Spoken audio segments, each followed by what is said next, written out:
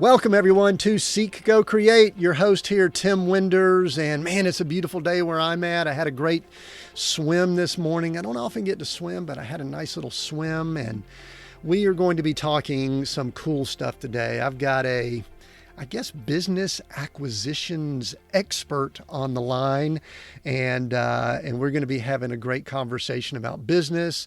I like to talk about leadership. I like to have conversations with people in these positions to kind of get some pro tips, I guess, on what business owners and leaders need to be doing. And obviously it's going to be valuable today if someone is looking to acquire or to possibly sell a business that you have. And I know I've got clients that have done that recently and are in the process of doing it. And I know a lot of people always kind of have that in their back of their mind. So stay tuned. We will get to that interview in just a moment. First thing that I wanted to mention, though, is if you have not visited the new seekgocreate.com website, make sure you go there. It is such a valuable tool for all that we're doing here at Seek, Go, Create. And let me give you a few examples. If you go to any episode, first of all, you can listen to the podcast right there on the website. And then secondly, we've got very detailed notes. We outline the conversation that Ellie and I are going to have today. It's going to be outlined with bullet points and pull quotes and all the resources mentioned. We're going to try to include links to all of those as best we can. And if there's a topic that we cover that you really want to go back to, we've got a timestamp where you can go back to the outline, click on that timestamp, and it will take you right back to that location so that if you need to, I actually take some notes when I listen to some podcasts. You can actually do that. So if you have not already, go check out our website, seekgocreate.com, and check things out there. Great notes, great information there, and go all the way down to the bottom of the homepage. Make sure you give us your best email address so that you can stay up to date on all that we do at Seek, Go, Create. We send out an email about once a week just to keep you updated on what's going on. So today on Seek, Go, Create, I've got Elliot Holland, and I'm excited for a lot of reasons. And let me tell you, one of the big reasons I'm excited is that I've got a fellow Georgia Tech graduate that I'm going to be talking to. Elliot is the managing director of Guardian Due Diligence. They help investors make better deal decisions by performing financial due diligence and coaching clients through the process of buying a business. He's an expert in the acquisition of small and medium-sized business. Elliot, welcome to Seek, Go, Create. Glad to be here. Thanks for having me, Tim. Yeah, I'm glad you're here too. And you're coming to us from where? Tell us again. Medellin, Colombia. Yes. All right. And I told you earlier, man, I was so excited. I know you're based out of Atlanta. I was thinking, man, I'm going to get to talk. It's going to be like old home day. I'm going to talk to somebody from Atlanta, and here you are in South America. Yeah, just recently, about a little over a week ago, decided to split time between Atlanta and Medellin. So getting set up and having some fun. Oh, good. Well, maybe we'll hear more about that. All right. Question number one. What do you do? If somebody asks you what you do, Elliot, what do you typically tell people? Sure. I help first-time buyers and some others navigate the nuanced process of buying a small or medium business. We do that through our main product, which is kind of like an audit. It's called a quality of earnings, but I will not put anybody to sleep today. But the fun that we have is people who aspire to buy primarily $1 million businesses. They have the cash, can use the SBA 7A loan where the government backs 90%, but they've never done this before, making the biggest bet of their lives. We help them not get had so they don't buy a lemon, and then walk them through the process at the same time. So is this something that you kind of always wanted to do? Did you stumble into it? How does someone get in the business of being an expert in buying and selling businesses? Great question. So, how long do we have? We got time, man. Go. Yeah, so no, this is not always what I wanted to do. I've had one of those windy paths that looks really cool in sort of hindsight, but it didn't make any sense sort of in looking through it. And so I started off as an engineer, Georgia Tech, you know that. Came out of there, did some strategy consulting, went to business school at Harvard, got into private equity formally, was working with companies that did smaller deals, more strategy focused stuff. Realized the name of game in private equity was owning equity, not so much working for others who had portions of equity, which is what the private equity industry really is. Um, Spun out, started two of my own private equity firms, one with a mentor, one by myself. Continued to sort of look at small and medium deals. And through all that time, I was the one procuring, selecting which accounting firm or which diligence provider we would use to kick the tires on all of our deals. And I realized that in the small and medium business market, the solutions that were there did not suit the needs of the typical client. And so I decided to start Guardian to kind of fill that need and to sort of maintain in the small and medium business acquisition world. Good. So, I mean, it's the typical, you identified a problem, you solved the problem, and that's where the business or your expertise came from, it sounds like to me. That's exactly it. All Being right. in the game allowed me to see the problem. Yeah, that's good. All right. So I do want to back up a little bit Sure. because I do have a great affinity and affection for people that have been to that trade school up off North Avenue in Atlanta. And why'd you want to become an engineer? That's an interesting. I mean, I've got my own story there, but obviously you're not an engineer now. Were you mechanical? Is that what I saw? Mechanical. Yeah, Yep. yeah. So what growing up? Did you grow up in Atlanta? You from Atlanta? No. So this will answer the question. I grew up outside of the Motor City, baby. Oh my Um, goodness, Detroit. What? I, yes, exactly. Detroit, what? So born in Detroit, grew up in Ann Arbor or a city called Saline just outside. And growing up in Michigan, if you're thinking engineering, you'd be hard pressed to not think mechanical at that time. Now you might think computer now, but when I was there, you think mechanical. And also mechanical is what they tell you is sort of the most versatile engineering discipline. So as an 18-year-old, you really don't know what the heck you want to do.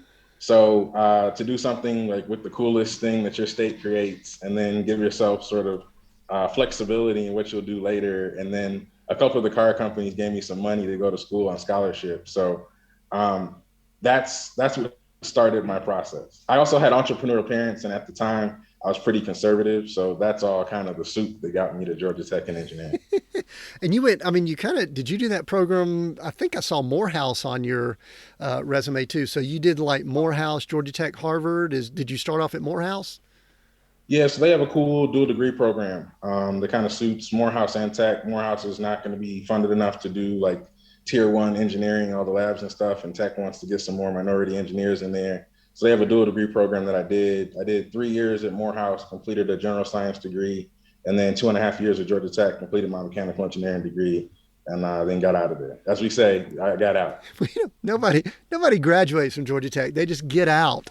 That's I right. mean, how about you, man? It seems like almost everything in life. Well, you did Harvard too, so maybe we could compare that. It's like I don't want to say everything's easy, but but going through Georgia Tech kind of sets a pretty high bar. What are your thoughts? You know, it depends on what you want to do. So it's funny you say easy because my life's been like the hardest, most cantankerous path of most of my peer group. Most of my friends think I'm crazy, and then one of my buddies just told me he almost gave up on me, but luckily things started working out. If you want to do engineering, yes. If you want to live in a plant, way outside of a city, in these weird places, yes. And if I had started, like I started my career at Accenture in consulting, if I wanted to do sort of a 30-year career there, yes, easy. But 2 years after I graduated, got into Harvard for business school, and it just opened my eyes to a whole new level and set of opportunities. And I wanted to do some of the toughest stuff in private equity. And so being an Atlanta guy, not being on Wall Street, being an Accenture consultant, not McKinsey, I had to do 250 calls to get a job. So I got 249 no's and one yes. And then I've been kind of scrappily, if that's a word, maneuvering through the small and medium business acquisition private equity space since then. So like I've got all kinds of battle scars, dude. So you can actually speak the language of a small business owner. A lot of people there in the consultant, or I did air quotes for the people listening that can't visualize this. A lot of people that are consulting or experts in fields many times have never experienced some of the things that their people go through. But to get 249 no's, you understand what a business owner goes through. I want to back up just a little bit though, Elliot, because I'm very intrigued by origin stories. I don't think that, Elliot or Elon or Bezos or anybody just kind of arrives at a place that most of us see them in. I think actually it's a process that people go through. And I'm an industrial engineer, so you know that the process and system is important for me. And I think I'm a hybrid of that mechanical that you are. But let's back up. You kind of briefly mentioned it, and I want a little more info on this. You said you came from entrepreneurial parents or a household. So let's talk just briefly, because I like to know how people come to be and how somebody goes from Detroit to Atlanta, then Harvard and all that. Tell me a little bit more about growing up, what it was like with your household and what kind of entrepreneurs your parents were. So I do the exact same kind of work my dad did, funny enough. Hmm. But I was not that dude in middle or high school. So my father did SBA loans when the government was a direct lender, meaning the government would loan you money. Now the government goes to Bank of America and guarantees 90% of Bank of America's loans. So it's a bit different. My father helped a lot of the first Black business owners in Detroit get financing. So a lot of the tier one automotive suppliers that got set up, my father helped them with the financing. And my mom did similar things, but her lane was more in banks and municipal bonds. So you want to build a new sewage piece in Detroit, you got to go to Wall Street and get a huge bond. Growing up was all the ups and downs of entrepreneurship. My dad had me when he was 50. I was the first kid in the second marriage. So he had done really, really, really well earlier in life. And later in life, struggled a bit to keep up the same pace. And so we sort of saw how, economics change when there's not enough money coming in, the strain of having to leave the house and be gone more often to chase business. And so I had seen both sort of the good sides of it kind of when I was young, and then some of the tough sides of it later in life. And then my father actually passed when I was just under 15. So that kind of threw a tailspin into things. And so my experience with sort of ups and downs and adversity coming out of high school was pretty robust relative to the other folks at 18. Yeah. Did that impact or help you as far as your drive for getting education at all, or for what you were thinking you wanted to do with life? Yeah, absolutely. I mean, I remember sitting in my room, and I think we all have these moments, and I'm, 15, don't have control over anything, bills not getting paid, leaning on my church pretty heavily and like friends from school to still like stay on the like travel soccer team and that kind of stuff. And just being like, you know what, to get out of this in a sustainable way, like we're engineers, right? Um, Education is the obvious choice. If I just throw myself at education, I'll be able to get a scholarship to go to school, which will set me up to go make stable money, is what I was thinking at that point. And that was sort of the impetus of my sort of very distinct focus on education. Yeah. So it forced you. Were you a good student growing up? I mean, were y'all education minded, in middle and high school, or did it kick in at some point? It's funny, man. Two of my guys a year ahead of me, one went to Harvard Business School, the other is like amazingly well sought after in sort of the digital marketing and software space. Those guys were smart. I was like just outside the top 25% of my class. I think the benefit I had was entrepreneurial parents. So my dad would talk through negotiations in the car when I was 10. Now I didn't know what the heck we were talking about, but I remember him. I remember seeing him walk into different offices, do different work, his work product. So I was a decent student, like not even top quartile, just outside of it. And I think I just turned on the jets and also was able to, how would I say this? Cut the fat through a lot of the experiences. Yeah, that's good. Well, you kind of streamline and decide what's important and what's not. I just had a kind of a weird question come to my mind, so maybe play along Sure. with me. We're recording this just a few days after Father's Day, and my father is actually still alive. However, he's in a facility, and he doesn't really know who I am and or anything like that. So, from a mental standpoint, he's got dementia and all that. And your father is not around and all that. But I want to just ask this question, if you're okay with it. If you Sure. could have a brief conversation with your father now, where you're at in business and things like that, what would you ask him, tell him? What would the conversation sort of be like? You don't have to give me a lot of details, but just what's a few things you'd love to chat with your dad about who passed when you were 15 years old? Um, this will give you some insight into why I'll say this. So on my father's grave, it reads, "Keep the angels laughing." So he would hop in a meeting, get the business done in 10 minutes, and then laugh and crack jokes for the rest, always in that order. So I think if I could talk to my dad, I'd high five him. I'd probably tell him, "Hey, Dad, I had some toughness coming off the blocks, but I ran some plays, man. What do you think?" And probably given his life experiences, um, he was a lot of people's smartest friend. People came up to me at his funeral and told me that. I didn't know what that meant at the time, being older, and now I know who I'd say that about and who I wouldn't. I'd probably just ask him like, "Hey, here's my path, like, going forward. Like, what do you think?" And I think that'd be it. Yeah, that'd be, I think it'd be valuable.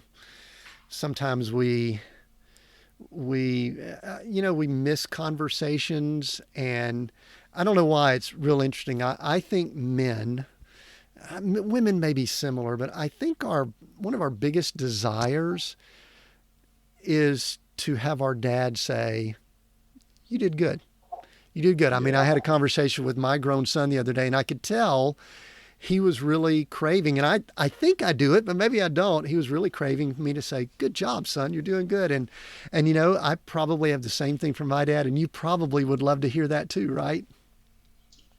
I would, but I want to put something out here for folks that a lot of folks don't have their dads, don't know their dads, dads That's aren't right. present. I lost my dad at 14, so I had almost, 14 plus good years. One of the things that benefited me from him passing away was that I had to strike my own path without the consistent guidance of a father. And I had to do it without the validation of my dad. Mm. And I think that one of the big themes of my life now is doing stuff without needing validation and getting the validation either internally through faith, through stakeholders that are in your family or close friend group, and not worrying about this wide world that has all these opinions or like one particular person that doesn't have your life goals. So, I mean, as much as like the father thing and getting validated would be super cool, right? I think a bigger piece, I'd love to go through the decisions I didn't have a lot of guidance on with my dad, and even have him critique me and just chuckle about what happened. So I guess the thing I would put out here is just, even if you don't have entrepreneurial parents or your dad's not around, um, you're smart enough to get this stuff done. Get after it. Yeah, that's good, Elliot. I appreciate you bringing that up because you're right. There are a lot of people that are lacking or struggling maybe with a father figure that's not around. My wife is that way, but it leads to a great question that I typically ask, and it's really kind of the theme of a lot of what we do, which is really that definition of success. How do we define success? And really, anybody's listened in, they know that I'm all about redefining it. I don't think you define it when you're born and called to something. I think we go through this path or this process. How are you right now? And I'm also going to shift this to talk about business owners and all in just a moment, but how does Sure. Elliot define success now? And what are some things along the way that you've had to redefine what success meant to you? Yeah, and funny enough, this has stayed pretty consistent over the past kind of 15 years. To me, success is achieving the goals you set for yourself without undermining your own integrity. Hmm. And so, one of the big things that I tell people is to define success. For me, success, I have a metric of sort of maximizing sort of income per unit of freedom restricted. And all my friends are probably chuckling because they're like, I've heard this so many times. This engineer with this freaking weird metric. But for me, it's like, hey, you can pay me a little and give me freedom, right? Or you can pay me a lot and restrict it a bit more. But that's the spectrum that I'm on because I have family things that I like that I focus on and are real priorities for me. I have personal things. And being in finance, anyone in finance will know there can be a lust, a thirst for capital appreciation that's so significant that it can sort of do damage to your heart and your soul. And I didn't want to be moved by it that much. And the people who I think are just not folks that I would choose to work with over long periods of time. All right, so that leads to another question that I love to discuss because I think it's the thing that messes with most people. It messes with people from a spiritual background, church people and all. I think it messes with business people, but a different way. And then if you've got people that have faith and operate in the business world, it has it even to another degree. And that is the topic of money. Because I didn't hear you say success equals X amount of money, but I heard you say that it was part of the formula.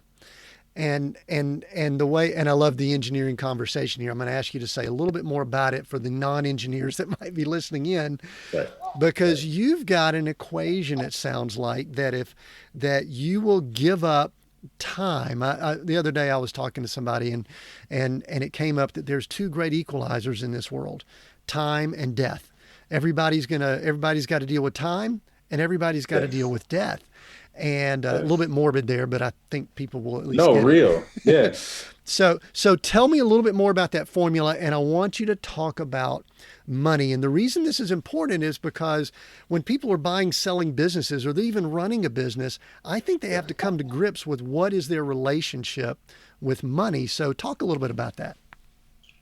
Yeah. So I'm going to talk to it from the lens of a Black male specifically, which does not mean that I'm not talking about other folks, but I think there's so few people speaking from this point of view in this industry. I'm just going to go there. So the Black church talks about lack of money as glory. And I'm not going to say that's good or bad. It just wasn't my orientation and understanding of money. As I matured, money allows you to have choice freedom. So when it's going to your kid's soccer game or taking that 7:00, drink session with the biggest client in your portfolio, right? If you have a certain amount of money, you can assert, hey, I'm going to my kid's soccer game, and sort of, I understand the importance here, but sort of whatever happens on the other side of that choice happens. I think for people who are in lack of money, they don't have that freedom to assert their own personal priorities on their work life. And so it becomes limiting to their ability to assert their integrity, their personal priorities, and the rest. So for me, what does money mean? I think money up to a certain level of like sustainability, like being able to cover your bills, is really about covering your responsibilities. And I think money above that is sort of creating freedom for you and others, and choice freedom to sort of deliver and manifest sort of your priorities on this planet. And then that's a little bit esoteric, but I did it on purpose because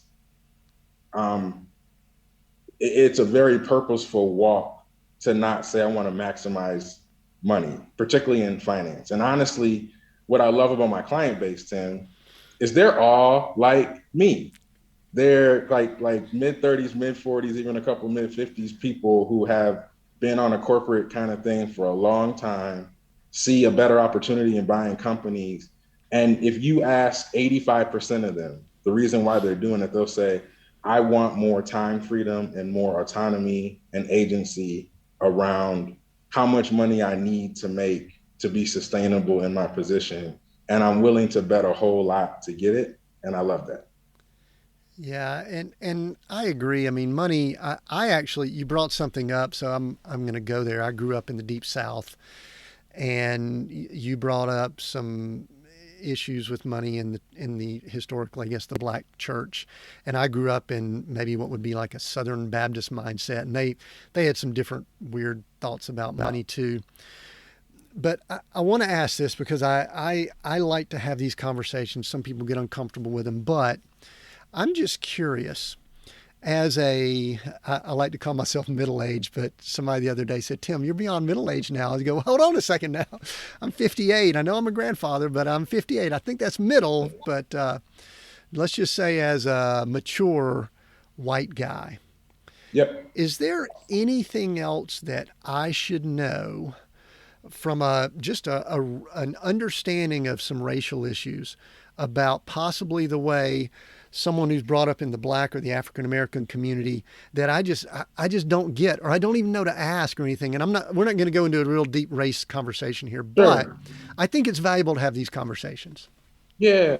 I mean, so I think the thing that a white guy or anyone needs to think about is sort of the history of African Americans in the United States. Mm. So let's just take off the political correctness and just call a spade for a bit, right?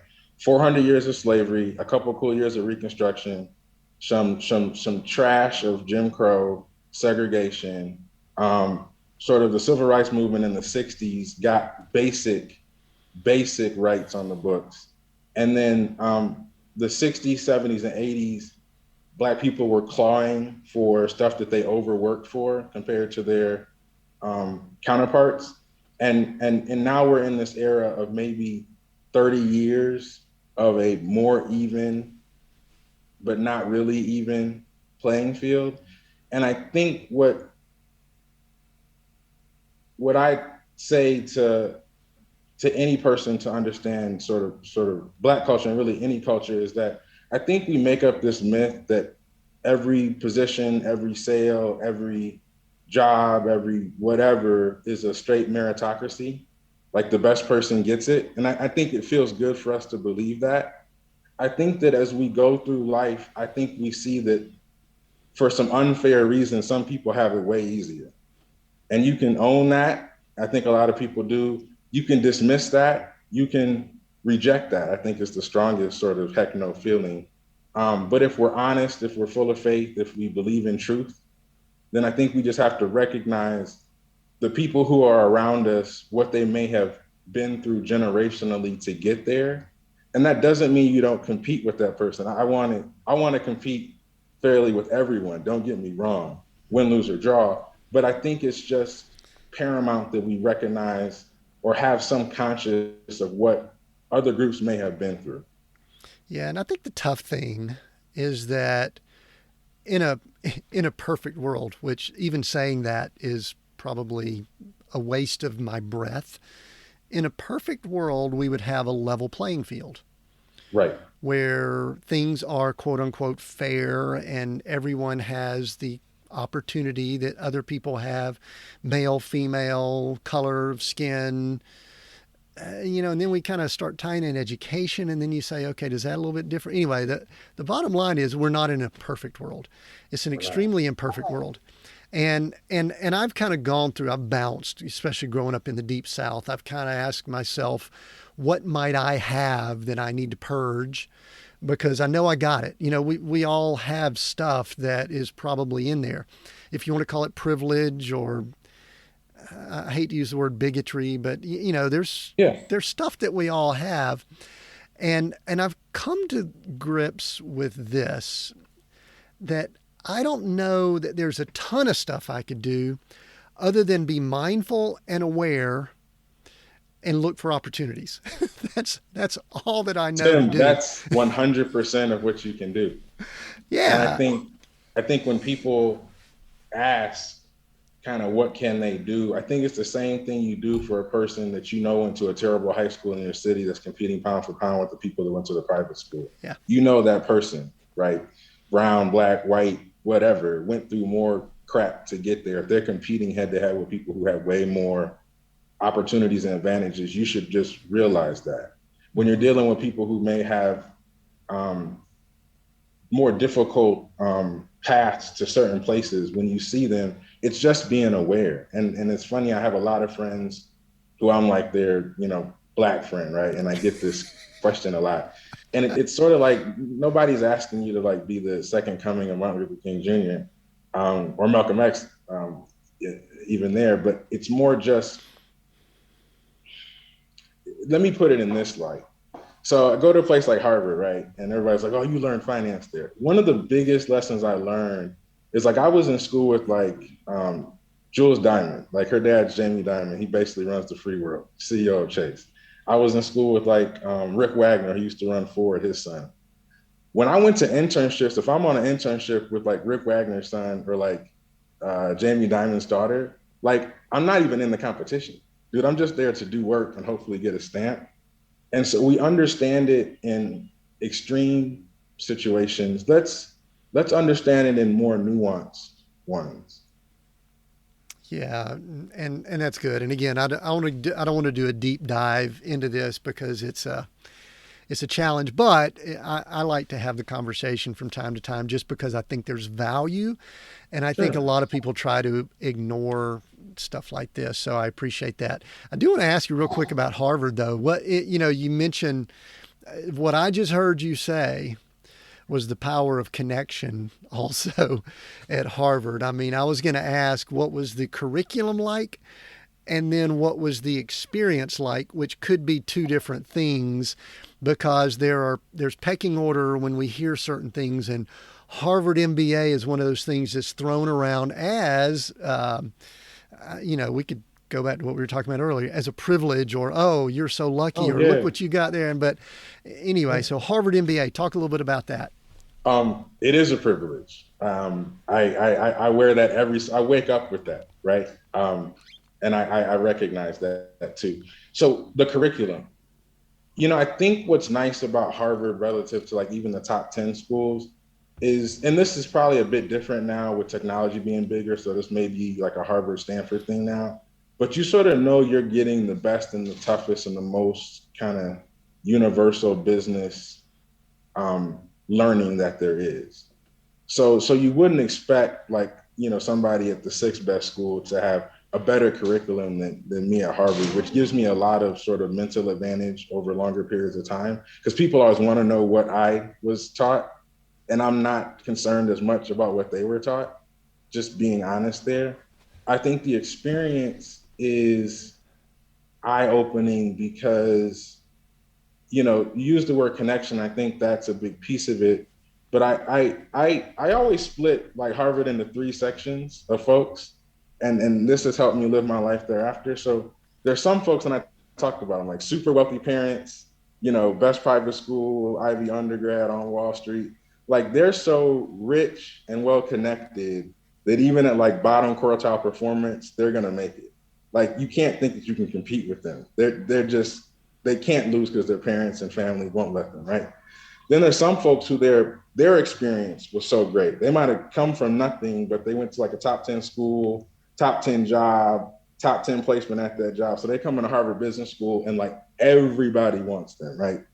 And then I think there's like this bottom third of people who like scrapped their way in, had a good day writing essays, smiled the right way, right? And like to me, what helped me from the experience perspective was just like, hey, Elliot, these are the folks that you're competing with. These are the folks that have similar stories. Don't get confused or like pushed off path by some of these amazing things that people do seemingly with less work than what you're putting in. Just recognize that you're kicking the best butt that you could while you were there. Yeah, and it's interesting. I think there's a book that I've heard title. I've read parts of it, but Born on Third Base, I think is the name of it. And what you just described is something that's really brought up in that is the fact that there are some people, and this goes back to what we were talking about earlier. Is life fair? Is there an even level playing field? No, there's not, and there never will be. We can't create it. And this is my thinking. I don't really want the government to create it either, because I don't think they have the expertise to create anything like that. So I that's think the private sector's done such a terrible job, yeah. god awful job. I think I'm an economics guy on that. What's the alternative? If the government doesn't, nobody will. And the history of how poorly um, capitalism in the United States has done that screams somebody else needs to take this up. We could go into, I think the church has done this poorly too. But, I have to sort of interrupt there. I don't have probably any more confidence in the government fixing problems than you, but I'd have to say they're probably the leading institution for leveling this stuff out of people who were better capitalized with better brains. So I don't know where to go with that. Right. And some of that is through some of the programs you talked about with loan programs and things like that. So let's shift slightly, and I want to move into the business sector Sure. and tell us again the primary range of client that you work with. We're not going to leave some of this conversation because I'm going to bring it in, but let's Sure. go ahead and start talking about some business. I want to get some principles, some teaching from you on some things that you see. So give me again, because you're like small to medium sized business, right? Yep. Yeah. I live in deals under $10 million. Like 90% of my deals are people purchasing companies where the purchase price is less than 10 million bucks. And my friends think I'm crazy because all my business school friends are doing $100 million, $1 billion deals, startup stuff. But I love this part of the market. And it's the part of the market where like I can have an impact and go buy something. You can have an impact and go buy something. Everyday folks can go have an impact and buy something. And that's what's so cool. And I am an enabler through my company, Guardian Due Diligence, to take someone who just has the idea to do it, has the gumption to set enough time and resources aside to give themselves the ability to go through the process. I can sort of take them from there through to the finish line. And we do it through financial diligence, which is like the hardest part of getting a deal done, is making sure the financials and the business model of the business is strong enough for you to pay what you're paying. But that's the service that I provide to people. Right. And what's interesting about that price point, because that's really kind of the sweet spot of what I work with too. I work with C-level leadership teams, and actually just had a client that did an exit in that price range, and another client on the upper end of that they have an interest in an exit down the road. But I guess the thing that I love about that range is that that's like if there was a middle class of business people Yes. and they're working hard, they are some of the Yes. hardest working, getting Yes. the job done, creating jobs for, society and culture. I mean, am I right? I see you're nodding. People that are listening can't hear that, but go ahead and keep going to I applaud that mean, range. the best thing about my business right now is the segment of the market I serve are some of the coolest entrepreneurs I've ever interacted with. So each new client, even the ones that kind of yell at me and scream at me and want stuff faster, right? Because I'm in business, people pay me and I get in trouble when I don't do what they want. They're still awesome folks, and I think you nailed it. Like this is middle class, this is blue collar, this is get it done, this is no silver spoon, this is somebody I call it scrappy. These are the scrappy folks that don't need a whole bunch of direction to get through it. And when you meet people like that who have um, sort of drive to not only like buy a business, but 85% of the time when people tell me what they want to do, it's buy a business so I can be a better husband, better father, a better employer, a meaningful community member for all the things. So their morals and their selves manifest through their capital choice to invest in a business. And that's so cool to see over and over and over again. Sure. In that range, we've got a lot of listeners that I know are some of them are mom and pop, some of them have moved beyond that, but they're in that business range. Give me a few things that because you've probably seen a lot of them, and I like when people get to see a lot of variation within a certain group. Sure. Give a few things that you observe that people do well that run these businesses that you see. And on the flip side, give a few of the biggest mistakes that you see people make. Not necessarily moving towards exit. We're going to talk about that in just a moment, or Sure. acquisition or exit, but just in general, running the business, doing the business, trying to succeed. A few things they Yeah. do well and a few mistakes. And so I'm gonna alter this a little bit, Tim, if I may. Most of my folks are still in the process of searching for a business. So I'll talk about sort of kind of what's the best stuff that I see and the worst stuff there, which is a bit different than managing a company. But if you overpay for something, you're in for a world of hurt. Um, I think the best things people do is they aggressively go after free and low cost sources of information. Small and medium business Twitter, like pound SMB, is one of the coolest social media intersection with professional environments I've ever interacted with. Every time I open up Twitter, it's not to go watch a GIF or a TikTok. It's to go hear what my business acquisition friends have figured out or are saying. And the newbies who are picking up data there, I think, are just getting after it. I think people do a good job of understanding the risk. When people you can't make an investment without getting clear sort of with what the risk is. I think people also do a good job of not being so cheap that they screw themselves on unwillingness to, put up $20,000 for a QOE or $20,000 for a great transaction lawyer, and then screw up $1 million deal because they couldn't sort of string together like 20 or 40K. Those are like the best things I think people do. I think some of the big mistakes people make, I think, are believing that a 1 year to 18-month process can be done in 3 to 6 months because you're Superman. I get that all the time. Like, hey, I know that they say it's 18 months, but I'm better. I'm going to do it in 3. And that very seldom happens. And you'll like these, Tim.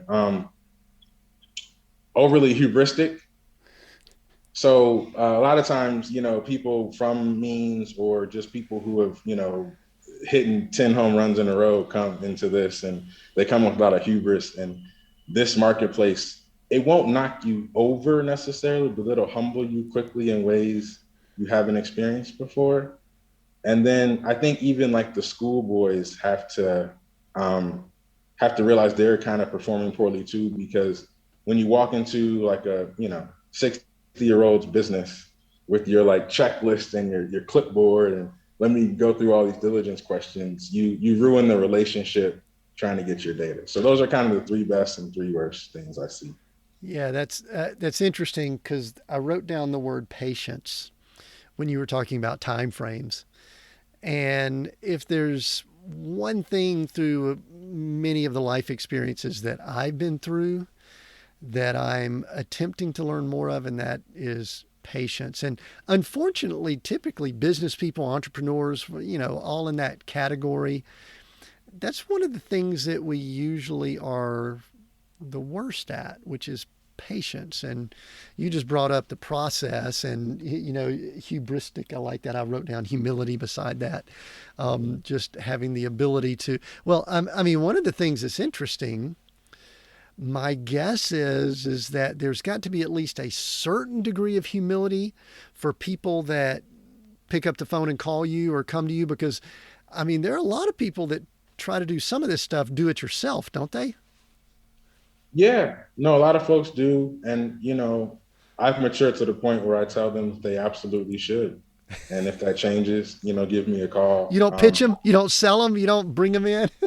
Anybody who's been on the phone with me has heard this. I do not sell uphill. If you think you're scrappy enough to get it done yourself, you should. You'll hit a point in your process where you need help, and whether you call me or someone else, and I tell people the reason I don't sell uphill, I want the call to me when you get stuck to be easy.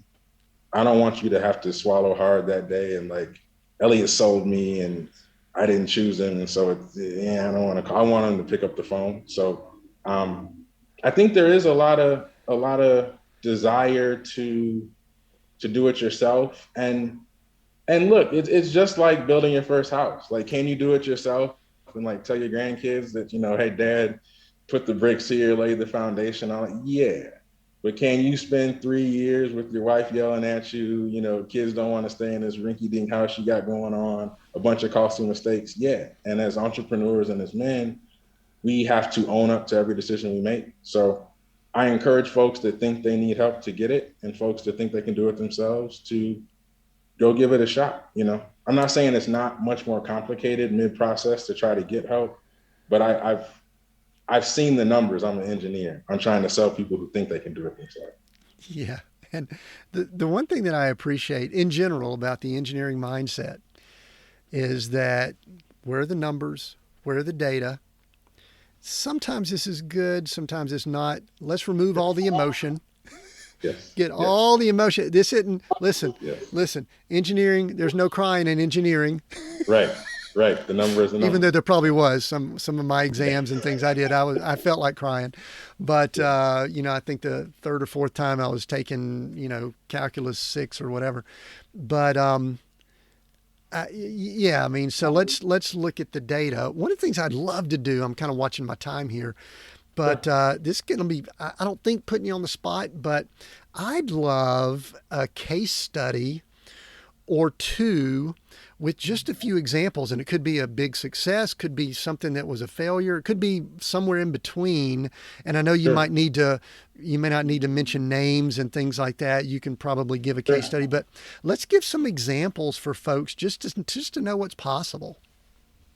Yeah. So one of my favorite case studies, it was guy in his younger 50s, Florida, had run some cruise lines in his life, but was tired of that, hooked up with some rich dude at some, swanky country club, and they were looking to go buy a business. So I was helping them through the process, coaching them through, and then they found a deal. Now get this, they're in Florida, and they found a golf e-commerce business within the first like 2 months of searching, right? Just a gold mine, because they're golfing, Tim. They're golfing in Florida. So the guy was humble enough to realize this wasn't his expertise, even though he had read financials and all of the stuff that he had done, made administrative decisions and leadership decisions. But he's like, I don't live in accounting, Elliot, help me here. We went through the diligence process. And the reason I'm telling the story is because I think a lot of times people need to understand this, and your patience thing.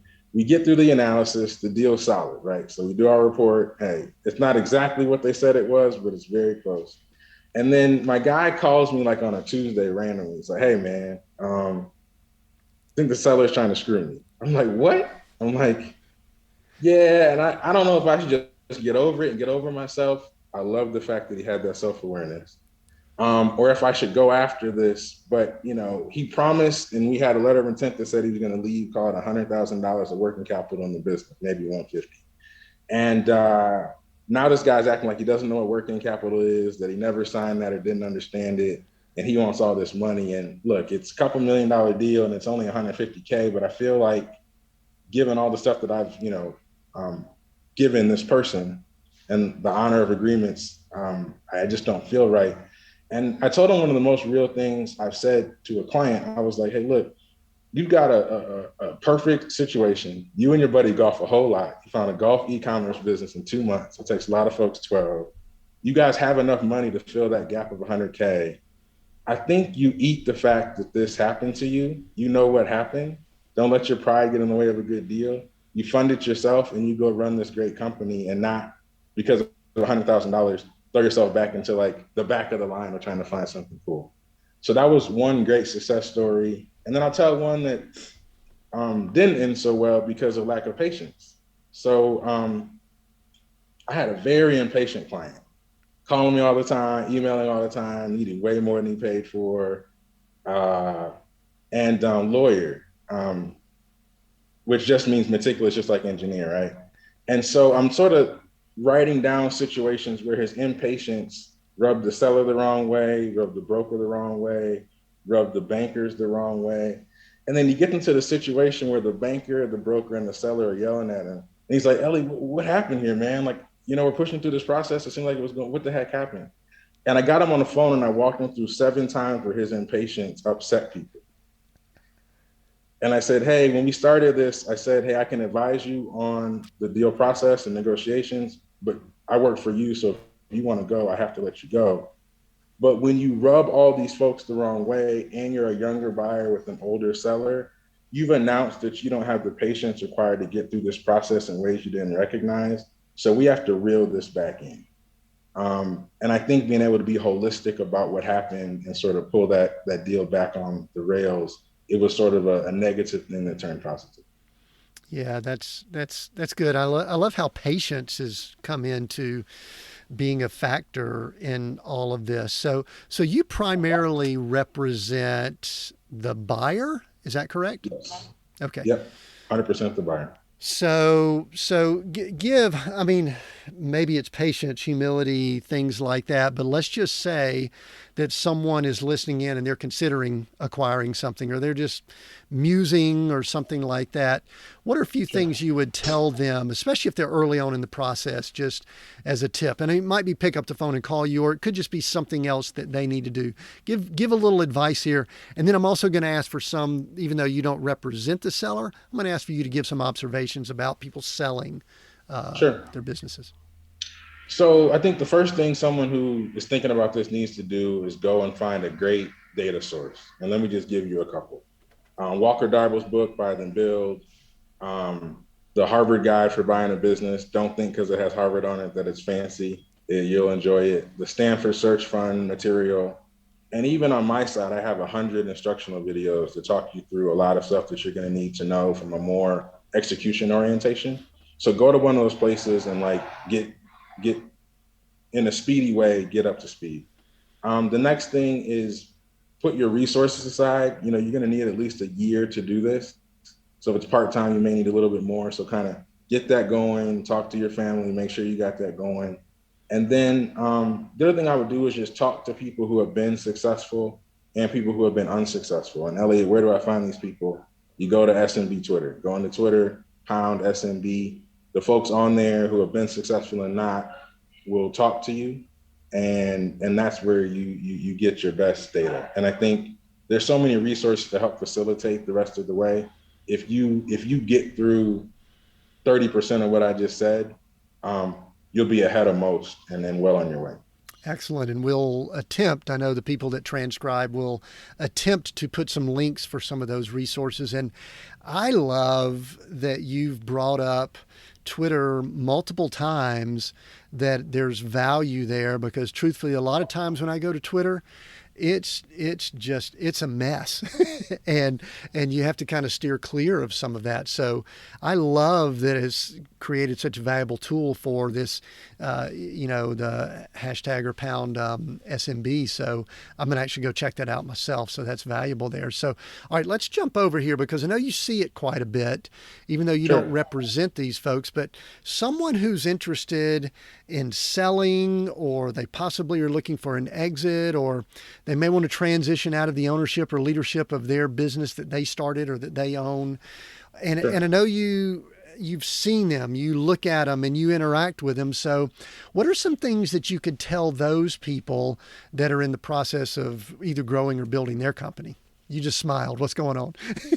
You've been right for 30 years, do it or do that.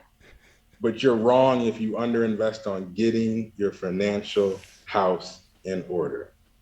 Nobody's saying they're smarter than you. You put kids through college, you paid off mortgages, you've had employees that their livelihood is owed to you. You are wicked smart, but your financials probably stink to high heaven.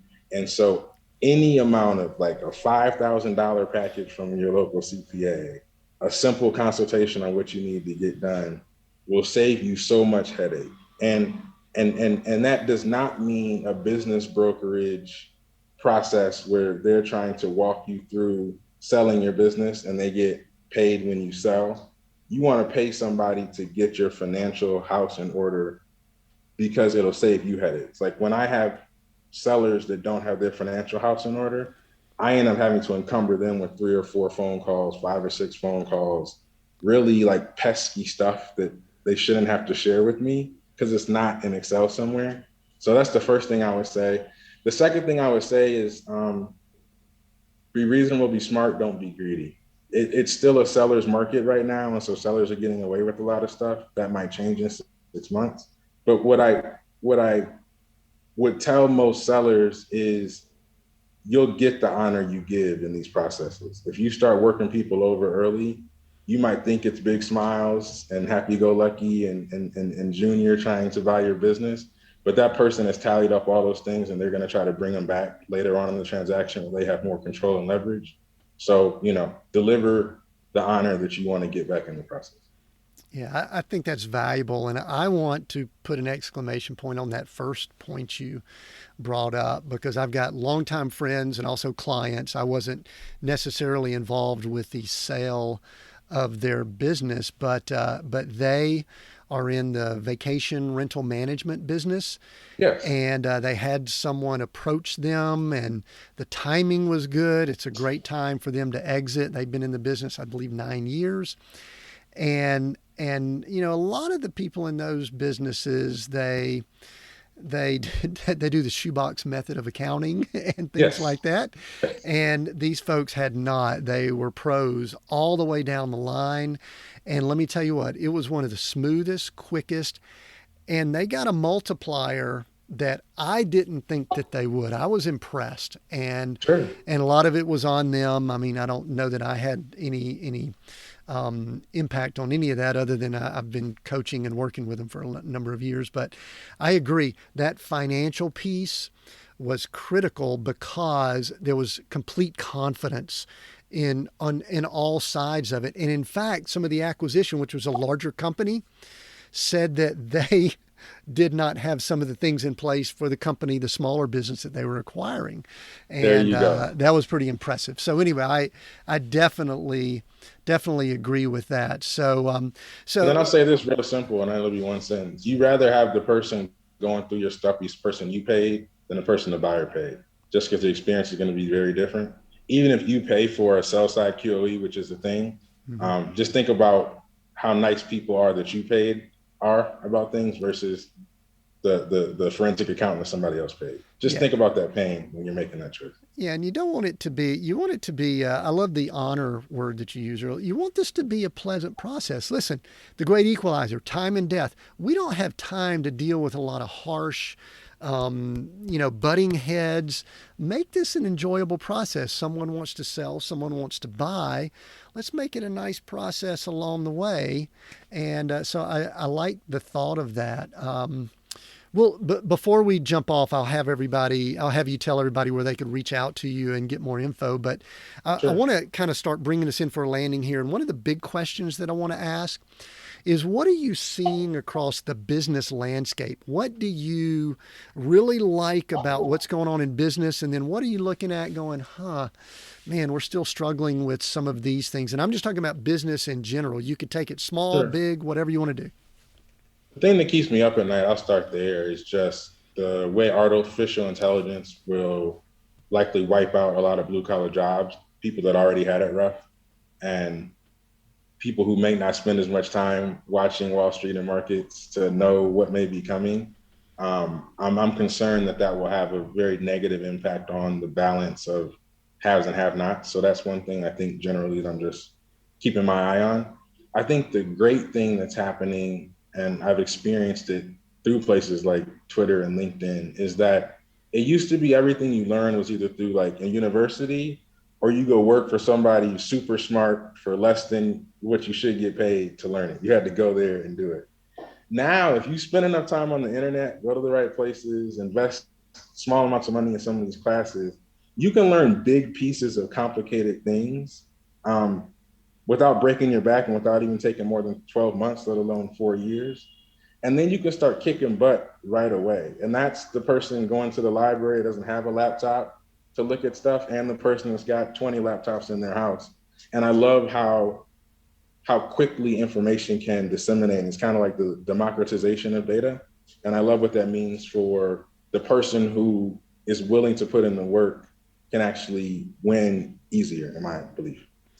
Yeah, and I love how you worded that because it kind of circles back to some of the things that we brought up earlier about an unlevel playing field and things like that. You said for the person that was willing to do the work, there are resources that are out there, and I think that should encourage us, even in a culture, in a society where there's always going to be people that are on third base when they get started. Yeah, And some yeah, folks that aren't even in the dugout. They're not even around. They're not even in yeah, stadium. yeah. But one of my favorite sayings, and I learned this in business school, the person on third base does not want a fair head-to-head competition with a dude that had to make it to third base from the dugout. Mm-mm. And if you can continuously create like head-to-head, like unassisted combat scenarios, combat air quotes, you can start whooping people in the life of business. And I think people need to know that. Like the toughest business, the business that we say is most sustainable, is the one that's kept going with the fewest resources. I think that's the same with people. Sure. Elliot, I've enjoyed this conversation. One more, I don't usually ask this, but is there anything else you would want to say based on some of the things we've said before I do my few wrap up? Anything else that's like, wish we had talked about this, or this is something that triggered when Tim asked something? I listened to your podcast of the guy that spent 6 months motorcycling through South America and had been all through the globe.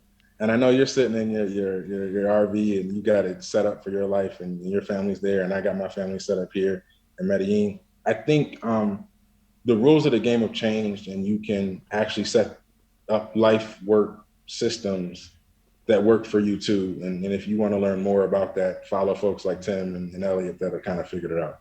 Yeah, that's good. Real quick, what are you doing? What are you doing in Medellin? Because I thought I was going to have a conversation with someone in Atlanta, and you get on the line and you're down in Colombia. So tell us what you can about what you're doing down there. Living in paradise for a lot less than what it costs to live in Atlanta. Enjoying the city of eternal spring, 75 to 85 degrees all year long. You won't know if it's summer or winter here. And creating a new adventure for a guy that spent, 20 some odd years in Michigan and 20 some odd years in Atlanta. It's time for the next rodeo, if you will. So big contrast, just right that you're observing now. Big contrast between going somewhere like Colombia, being in Atlanta. Give a big difference for people going, huh? What's he talking about? You legit have rent, food. Your friend network that now is mobile on your phone, wherever you are. Like, get over yourself. If you can figure out a way to create money autonomously or in a work from wherever scenario, it's just a discussion around where do you put down your rent, your food, and your communication with friends. And I think that's been proven by so many folks that speak about it online. I look at, I'm like, Tim Ferriss 4-Hour Work Week. I'm like 15 years into it, but I think I finally figured a piece of it out. I'm sitting here thinking, I need to look at a map here. Can I get the RV down there and do a visit with Elliot down there in Colombia? That'd be nice. And vice versa. I'm going to think about some ways to come visit you. Yeah, that'll be a lot of fun there. I think we might have had a brief hiccup. All right.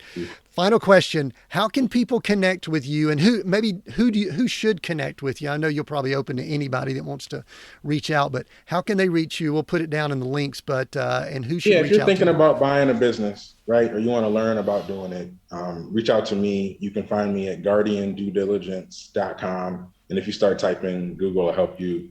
Or find me on Twitter, Elliot, Elliott, middle initial E, Holland, on Twitter, and find me there. And then if you're further along, if you're sending offers to business owners and letters of intent are flying, you can check out the special offer from Elliot, and you can get your letter of intent or your offer letter to purchase a business reviewed and your company valuation reviewed for free.